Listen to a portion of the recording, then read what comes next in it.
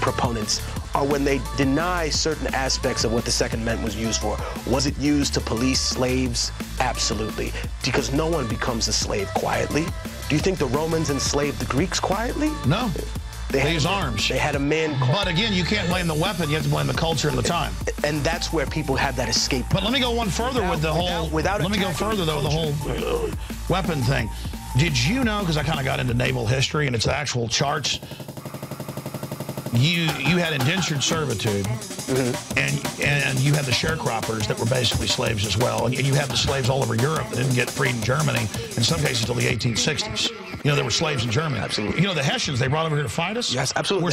The Hessians, they brought 17,000 because the Duke of Hesse had a treaty with the king, and they said, oh, bring them down. Those are the first German settlements in New York. Exactly, but that was a great brainwashing tool, because these were slaves that owed blood debt to be a soldier, but they were so into it, they were happy to go die. But they kind of said, hey, this looks pretty good, I'm going to stay here, and ran off. But when they lost, it was funny because they said 9,000 single German men were like, dude, I do not want to go back to Germany. I love it out here. You know what I mean? I can live with indigenous people, beautiful women. I'm treated like a person. I'm not treated like some part of feudal history. And I think what people don't tend to understand is that Europe has plenty of indigenous societies as well. If you look at the Celts, if you look at the Picts, if you look at, for example, the history between Ireland and England. No, it's all the same story. They're trying. Same thing that happened here. They're trying to. That's why the West was so good at it, was they'd already done it to themselves. But that's what I'm trying to get at. I don't bring up other forms of slavery to take away from the African slave trade and the stuff that went on with the natives and the sugar canes, because that was some of the most oppressive because the science had gotten better.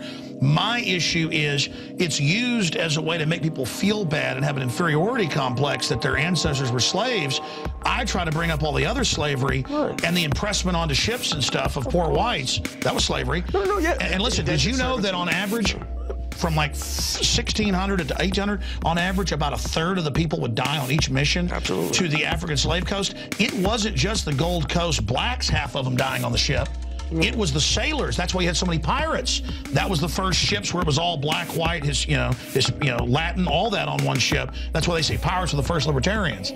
Is that if you really study history, they were all running off because 2 missions, you were dead. But my point is, people don't get how hard the world was. If you smarted off to somebody, they'd say, we're going to the street with a gun or a knife. I mean, it was, what I'm saying is, it was so hard is what I'm ranting about. I think what people mistake is that in America, the crux of Western civilization, even the medieval monarchies, are based off of Rome, right? They are, yeah. And when people look at Rome, they tend to think, oh, wow, it's just like America with these shining buildings and establishments.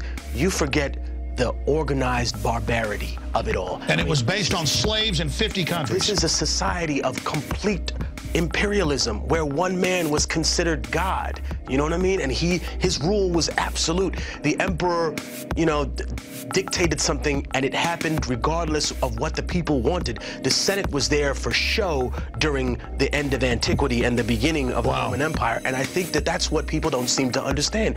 We live in a society now where the idea of checks and balances is practically for show, and it works on a local level. But once we get to a mainstream government, I agree. It's entirely built on... Freedom is ceremonial. And that veneer's wearing out. We've got to go to break now. I heard, because they told me, blame it on them, hey, he's got this film coming out. I didn't know it was already out. I saw the trailer before we went on air tonight. Tell us about this work. Tell us about where people can get it. Also, the new album. We're going to play the trailer for the film, and then we're going to come back. We're almost out of time. Do about 10, 15 more minutes with tech, Immortal Technique. Give out the website when we come back. People can find out where your shows are. I mean, I got to say this. I have interviewed quite a few hip-hop people, and I'm not kissing your ass. I think it's true. You are undoubtedly the most informed person of anybody I've talked to by light years. Thank you, bro. KRS-One, very informed, super smart guy. I'd say number 2 there. And I'm not saying, oh, wow, within hip-hop, boy, you're really smart. I mean, you've, are up there with, the brain bug, Webster Tarpley. That's his nickname. Well, at least you didn't say he speaks so well. Oh, you talking about Obama? Yeah, the Harry Reid thing, right? Yeah, we were talking about how, because that's what you want to talk about. In fact, when we come back, liberals and the condescension and what they're doing. No, my point is that I wish in hip-hop, you know, that there was more of this. There are a lot of people who think the way I think, Alex. It's just not conducive to the entertainment business for them. I'm going to write a note here. Yeah. I'm going to tell secrets of entertainment. I've been told by 2 different people that were high up at MTV that ties into what you just said when we come back. But tell folks about the new DVD, the new film. New movie directed by my friend Carrie Stewart.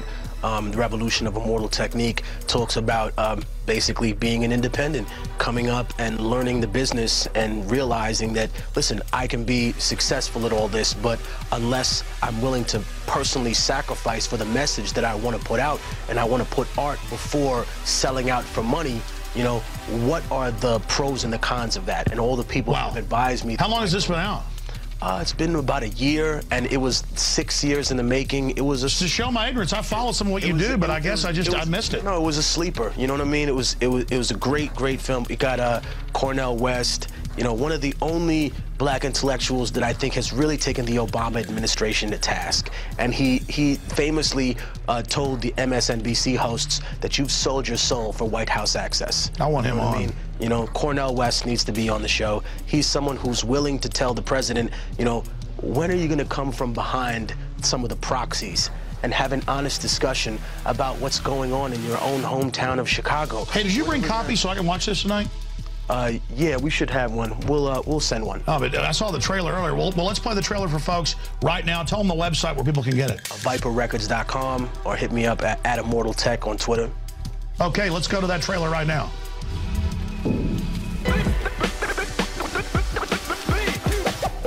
You symbolize the voice of truth all around the world in the name of rap music and hip-hop. If I was somewhere else simply because of the music I made, then there was nowhere it couldn't take me. Then I have a platform where I can still do, tell my truth, and make some money so I can take care of my life. There's a reason the nigga picks this pen up. Immortal Technique is one of the most dangerous artists in America. We moved to Harlem in the 80s. I used to get into fights all the time. I didn't realize what the prison industrial complex was. When I began to learn and understand things about the world, I was set free. Whenever you got awakened, took this journey, fuck, man, I'm glad you did it. I'm nobody's puppet. I control them. Repeat after me. Viva la revolution! Viva la revolution! Viva la revolution! The revolution of Immortal Technique. Wow. And when he talks about, you know, up with the revolution, it's not a communist revolution. It's not a socialist revolution. It's not a fascist, right-wing, left-wing revolution. It is, I guess, a revolution of awakening and to be independent. I haven't seen the film yet, but I intend to. Bummed out that it's been out for a while. I haven't seen it. Plus, I'm a free market guy. I probably want to carry it and sell it at the InfoWarsShop.com. That's how we finance ourselves here, with viewers like you that support us and your subscriptions to InfoWarsNews.com and PrisonPlanet.tv. And don't forget, I print the magazine, 100,000 each month, at cost in groups of 10 up to 100. The February issue is almost sold out, and that's good because February is almost over, and it gets into the attack on the Second Amendment